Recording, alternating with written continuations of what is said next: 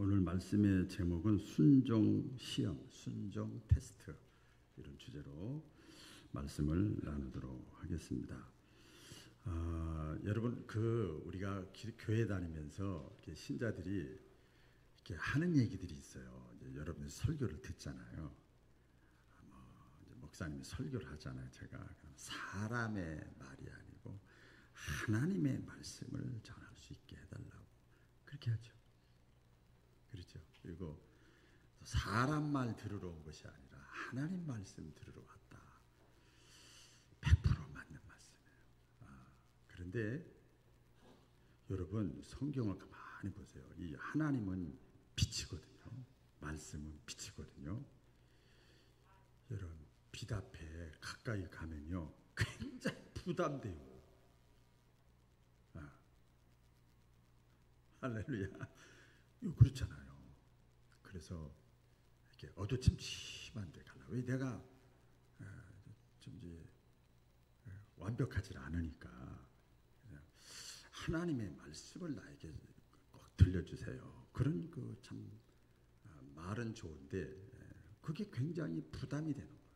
하나님이 나에게 말씀하면 하나님의 말씀 그대로 그게 다른 말로 하면 원액이거든요. 원액. 네? 원액이란 말이에요.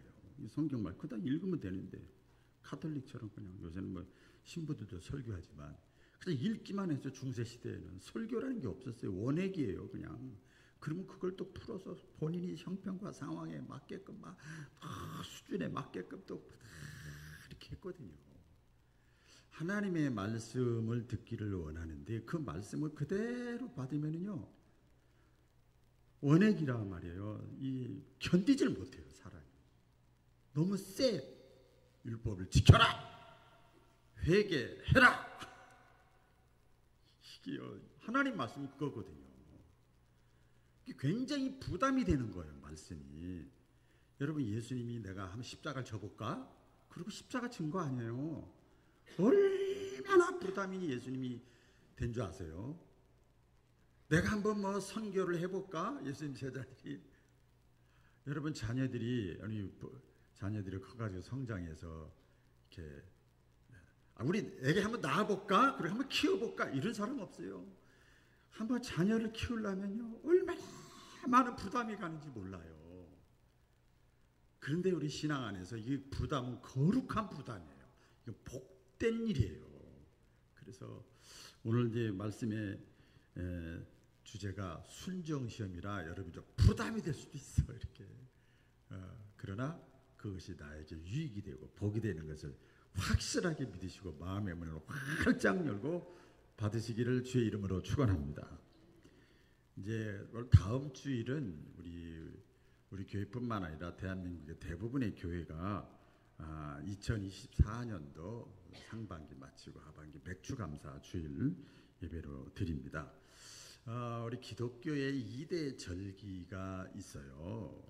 절기 하나는 맥주감사절 다음 주에 드릴 거. 금년 전반기 동안 밀을 수확을 해가지고 보리잖아요. 그래가지고 그 첫 수확을 얻은 것을 하나님께 감사하는 거예요. 겉으로 볼 땐 그건데 신약적으로 보면 그게 오순절이에요. 예수님이 이 땅에 계셨다 부활하시고 승천하시고 그 다음에 교회가 탄생되는 과정 속에서 성령님이 임했어요. 그래서 오순절 성령님이 임하면서 그게 첫 번째 영적 열매예요. 그래서 교회가 탄생이 되고 하나님 앞에 첫 번째 사랑을 받아 전부 회개하고 어찌할까 하면서 하나님의 첫사랑, 첫 은혜를 깨달은 거예요. 그래서 이걸 다른 말로 하면 이게 신학적으로 영적인 생일이에요. 할렐루야. 영적인 생일이에요. 그러니까 그것을 기억하고 우리 생일부터 기억하고 지키잖아요. 영적 생일도 기억하여 지키는 거. 이게 맥주감사절의 영적 의미도 됩니다. 또 추수감사절 우리가 있잖아요. 11월 달에 또 드리잖아요. 한 해 동안 베풀어 주신 하나님의 은혜를 감사하면서 지키는 절기입니다. 오늘 본문 말씀에 보면 출애굽기 23장 16절 읽어볼까요? 시작. 맥주절을 지키라. 이는 내가 수고하여 밭에 뿌린 것에 첫 열매를 거둠이니라. 제가 가로하고 명령형 이렇게 해놨어요. 맥주절을 지키기를 원한다. 맥추절을 지켰으면 좋겠다. 이게 아니고 맥추절을 지키라. 명령이에요. 그런데 하나님 앞에 이제 예물 드리라는 거거든요. 그런데 여기 보니까요, 하나님도 다 알아요. 여기 보니까 이는 네가 수고했어, 네가. 겉으로 그렇죠. 네가 수고해서 밭에 뿌린 것에 첫 열매를 거둔 것이다. 그런데 그걸 하나님께 드리라는 거예요. 이게 하나님께서 명령을 하셨어요. 제가 매년 맥주감사주일 이제 목회를 이렇게 하면서 지키면서 지역마다 좀 다르긴 다르더라고요. 왜 이렇게 지역마다 다른지 이해가 좀 안 되는 부분도 있는데, 여러분 맥주감사주일 다음 주일 지키잖아요. 어떤 마음으로 여러분 또 생각이라든지 지키고 있는가?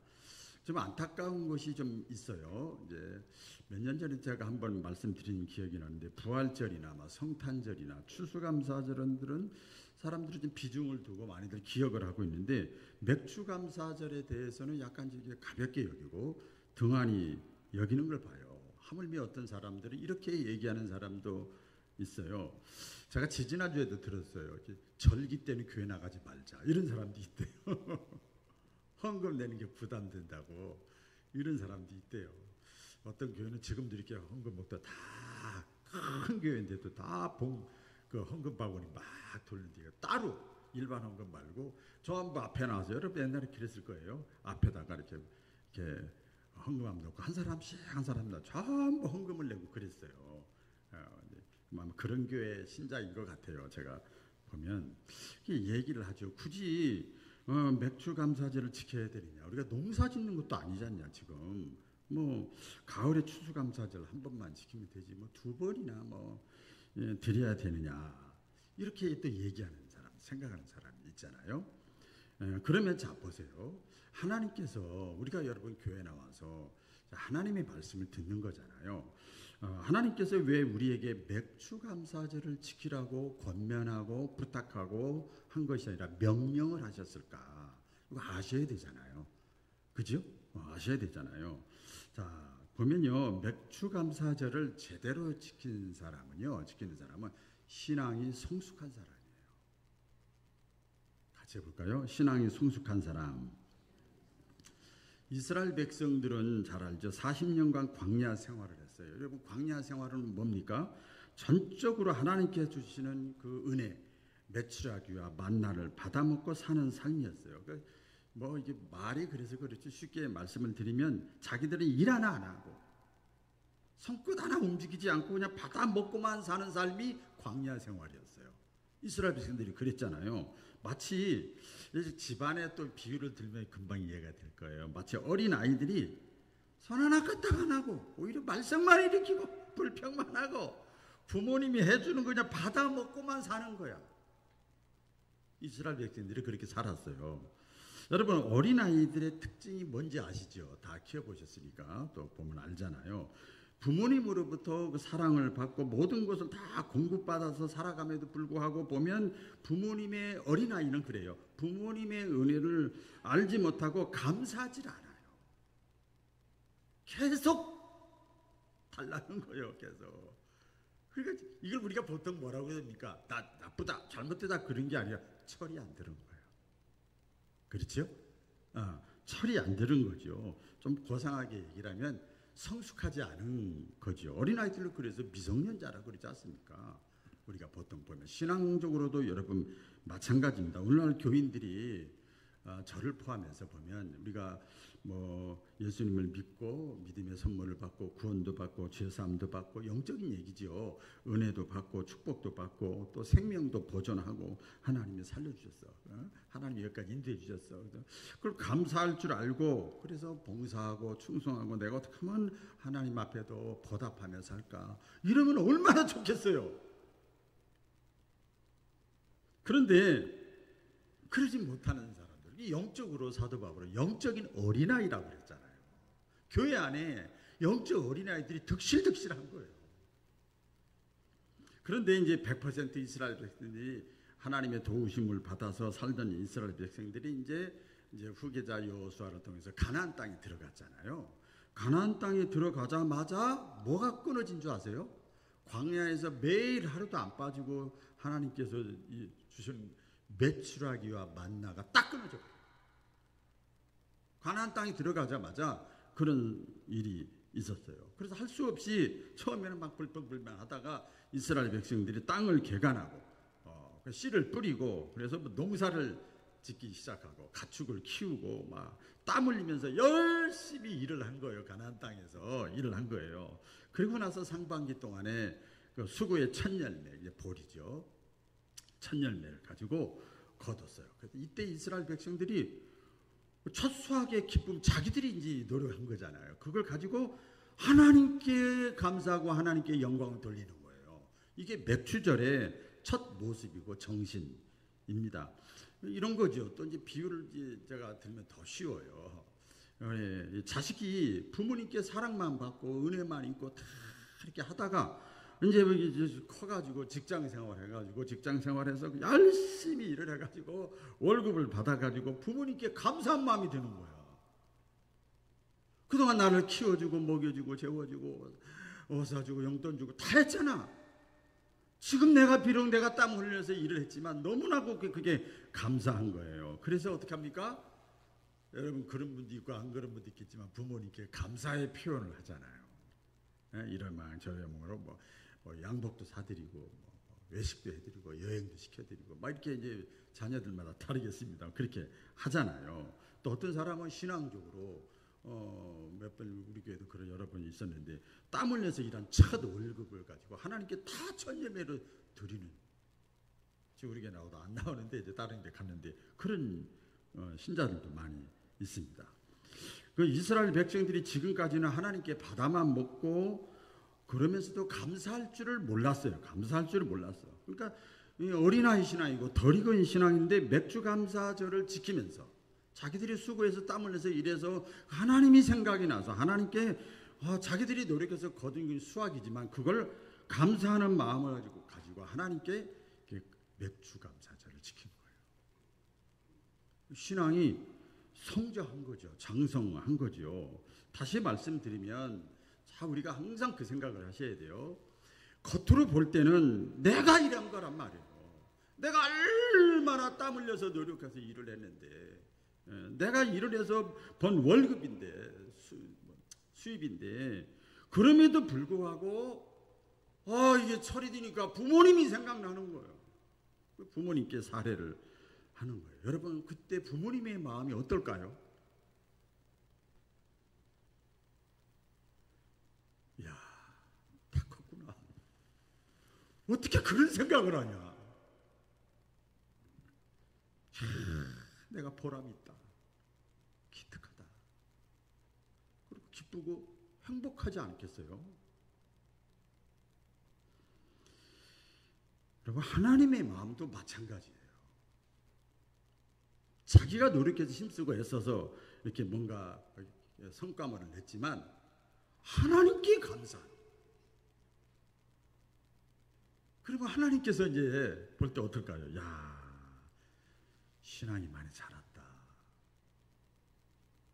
신앙이 많이 컸다. 기쁘고 흡족하고 또 다른 비슷한 내용의 성경에 보면 하나님께서 내가 더 줘도 되겠구나 이제 더 받으시기를 주의 이름으로 축원합니다. 하나님 그런 마음이 드는 거지요. 또 이 맥주 감사절을 지키는 사람은 이 자급자족의 신앙을 가지고 있다는 증거입니다. 그냥 묵상하면서 이제 깨닫는 거예요. 같이 해볼까요? 자급자족 신앙. 다시 한번 자급자족 신앙. 아시죠?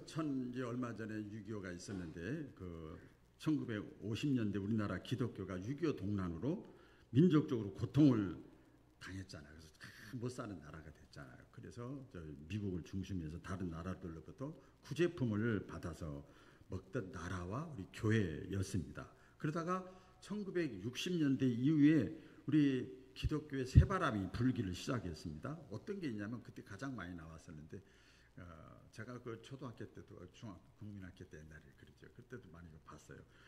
교회에서 드리는 월저 헌금이 그냥 알아서 드리는 거예요. 그냥 월저 헌금이 11조로 바뀌기 시작을 했어요. 말씀대로 11조로 바뀌기 시작하고 매주마다 재단에 감사헌금이 올라오기 시작하는 거예요. 감사헌금이. 그 후로 교회마다 부흥이 붉게 일어나고 국민들의 그 삶이 잘 사는 삶으로 막 풍성하게 되는 거예요. 여러분, 반만년 역사 가운데 200년 안에 우리나라가 이렇게 된 거 아닙니까? 지금 7대 강국이 아니라 5대 강국이랍니다. 그래서 지금은 세계 여러 나라로 선교사를 파송을 하고 방방곡곡에 교회도 세우고 또 어려운 나라들 도와주는 교회, 성숙된 우리 민족 교회가 된 거예요. 자급자족하는 그런 믿음이 생긴 거죠. 그래서요, 우리가요 예수님을 믿는 순간에 광야 생활이 아니라 가나안 생활인 것을 믿으시기를 바랍니다. 가나안 생활이에요. 그래서 어떤 면에서 이스라엘 백성들이 그 애굽에서 살다가 광야 생활하면 출애굽했는데 계속 애굽 생활에 얽매이 있어서 더 진척이 안 되는 거예요. 안타까움이 있는 것처럼 우리가 예수 믿고 구원받고 하나님의 자녀가 됐는데도 아직도 세상 생활, 광야 생활을 청산하지 못하는 사람, 못하는 신앙, 못하는 생각을 가지고 있어요. 이거 다른 말로 하면 뭐 이런 거죠. 맨날 하나님께 달라고 조르기만 하는 거예요. 그래서 우리가 제일 기도 많이 할 때 주시옵소서, 주시옵소서.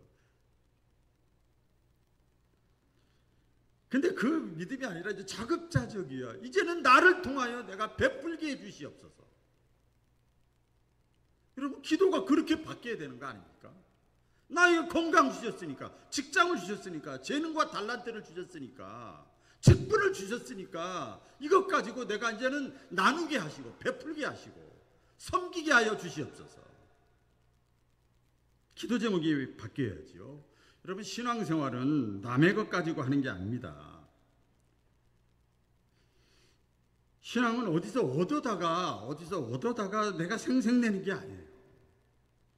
자기 믿음 가지고 자기가 구원받는 거고, 자기 신앙 가지고 자기가 축복을 받는 거예요. 저도 어릴 때 그 착각을 많이 했어요. 엄마가 이 믿음이 있으니까 난 든든해. 그래서 나는 막 사는 거야. 아니에요. 우리 흔히 말하기 좋아하는 사람들이 있잖아요. 신앙은 가족끼리도 다투면 안 된다 이러면서 내 신앙 내가 알아서 할게. 그렇게 말은 그렇다게 하는데 실제 보면은 자기가 신앙생활이 시원치 않으면 뭐 엄마나 아버지 믿음 좋은 사람 막 신앙을 의지하잖아요. 다른 성도들의 믿음 목사님이 알아서 해주셔야 돼요. 막 이런 사람들 있잖아요. 본인이 하는 거예요, 본인이. 그래서 신앙은 반드시 자급자족이 이루어져야 됩니다. 아직도 이제 이런 거 이제 조금 적용을 하면 여러분들이 조금 이렇게 부담이 될 수도 있지만 그냥 제가 최대한 추상적으로 말씀을 드리면 아직도 목회자가 이럽시다 저럽시다 이렇게 해야 되겠습니다 저렇게 해야 되겠습니다 하면 마지못해서 저 권사님 저 집사님 장로님 하나 이렇게 아주 끌려오는 사람은 아직도 어린아이 신앙이에요. 어린아이 신앙이야. 자급자족하지 못하고 성숙되지 못한 거죠. 이런 사람은 가만히 한번 생각을 해보세요. 영적으로도 늘 가난합니다. 정신적으로도 늘 가난해. 뭐 없다 있다 빈곤해. 내가 막 줘야 되는데 그런 거죠. 평생 계속 얻어먹고만 사는 그런 베풀고 섬기는 삶을 살 수가 없는 거예요. 그게 그렇게 그런 기도 제목을 가지고 있어야 돼요. 개인이나 내가 하는 사업이나 우리 교회가 그게 기도 제목이 돼야 되잖아요. 그게 안 되면 막 안절부절하고 막 속상하고 안타깝고 이래야 된다 이 말이에요.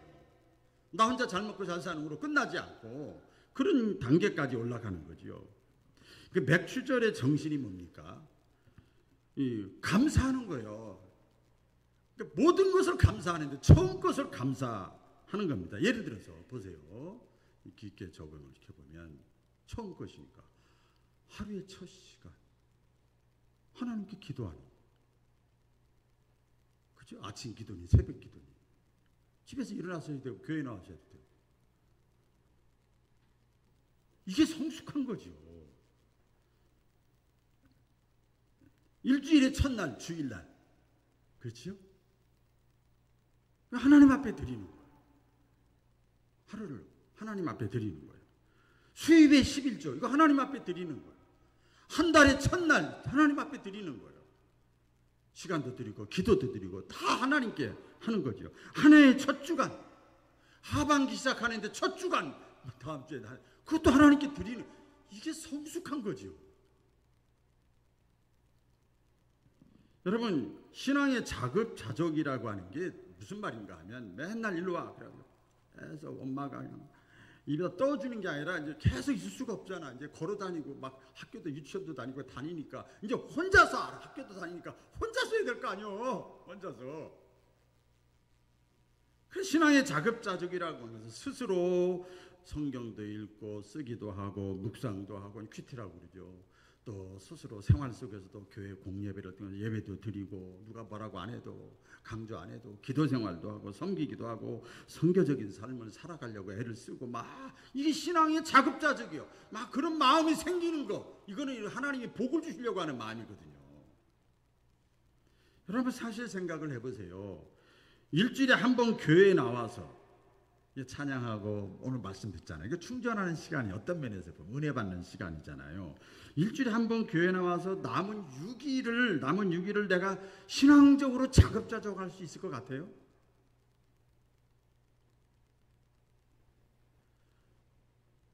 만약에 그렇다면 그 사람은 기적의 사람이에요. 불가능합니다.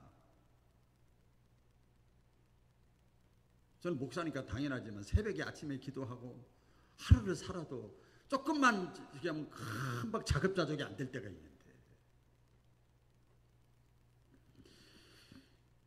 신앙의 자급자족까지 이룰 수 있는 저와 여러분 되기를 주의 이름으로 축원합니다. 그 다음에 이 맥주 감사절을 하나님 지키라고 명령을 하셨는데, 이건 뭐냐면 순종 테스트예요. 같이 해볼까요? 순종 테스트. 하나님의 말씀에 순종하는가 안 하는가, 가나안 땅까지 줬는데 들어가게 했는데 순종하는가 안 하는가 테스트하는 거예요. 여러분 아시잖아요. 하나님께서 광야에서 이 모세를 통해서 뭘 줬어요? 이스라엘 민족들에게 십계명, 율법을 줬잖아요. 근데 그 율법, 십계명은, 이 말씀과 계명은 들으라고 준 거예요? 지키라고 준 거예요? 어떻게 잘하세요 그렇게? 하나님의 말씀은 듣고 지켜 행하라고 주신 말씀이거든요.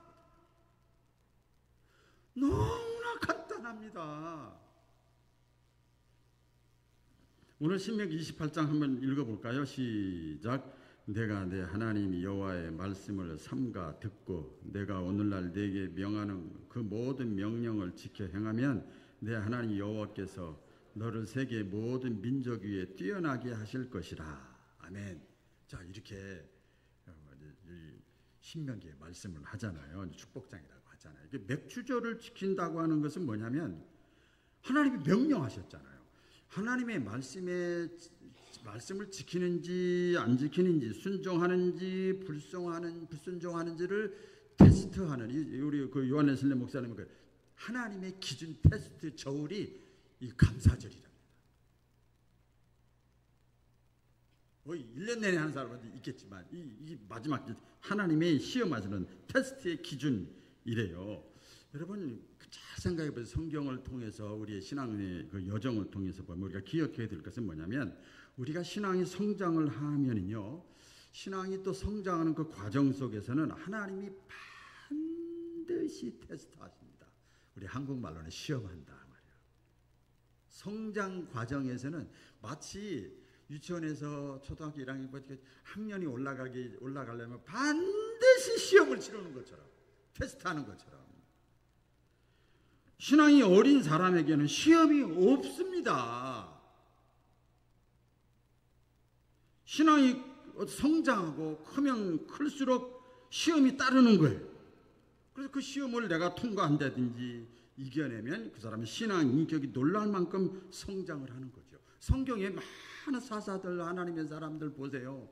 하나님이 세우고 큰 사람들은 다 테스트합니다.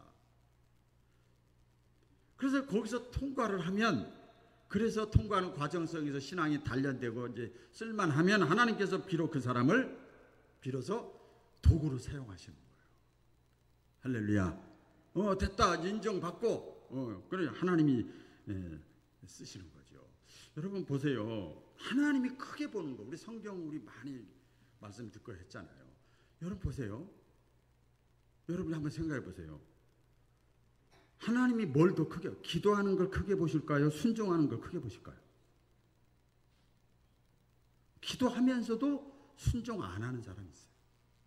또 찬양을 하잖아요. 우리 찬양하는 걸 크게 보실까요? 순종하는 걸 크게 보실까요? 열심히 찬양하면서도 순종 안 하는 사람이 있어요. 제 얘기도 할게요. 설교하는 사람, 설교를 크게 보실까요? 순종을 더 크게 보실까요? 그렇죠. 헌금. 이따가도 이제 말씀 나오겠습니다만, 헌금하는 걸 하나님이 크게 보실까요? 순종하는 걸 크게 보실까요? 너무 흑백 놀리지만, 뭐 순종 안 하면 헌금도 할 수 없겠지만, 그런 거죠. 봉사하는 걸 하나님이 크게 보실까요? 순종하는 걸 크게 보실까요? 성경 지식을 말씀을 잘 아는 걸 크게 보실까요? 순종하는 걸 크게 보실까요? 뭐 한두 끝도 없지요. 여러분, 우리가 하나님이 명령하신 것, 맥주감사절을 지키라고 하는 걸 잘 지켜서 오늘 말씀했잖아요. 너를 세계 모든 민족 위에 뛰어나게 하여, 다른 사람들만큼만 사는 게 아니라, 이왕이면 하나님이 복의 근원이니까 다른 사람보다 뛰어나는 복을 경험하는 우리 바울 가족들 되어지시기를 축복합니다. 감사절을 하나님께서 지키라고 한 것은 우리가 가장 좋아하는 말씀, 복을 주시려고. 할렐루야. 오늘 잠언 3장 한번 읽어볼까요? 시작. 내 재물과 내 소산물의 처음 익은 열매로 여호와를 공경하라. 그리하면 내 창고가 가득히 차고 내 집들의 새 포도즙이 넘치리라. 하나님은요, 드리는 자의 하나님. 이거 하나만 가지고도 더 깊게 묵상할, 드리는 자의 하나님. 시간을 들여, 기도를 들여, 에너지를 들여, 물질을 들여, 정성을 들여, 수고를 들여, 땀을 들여, 눈물을 들여, 이 드리는 자의 하나님이고, 하나님은 어떤 사람을 복을 주시는가 봤더니 드리는 자에게 복을 주셔요.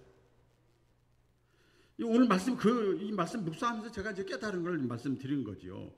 여러분, 성경을 한번 자세히 보세요. 하나님께서는 축복을 해 주시기 전에 먼저 반드시 드리라고 명령을 합니다.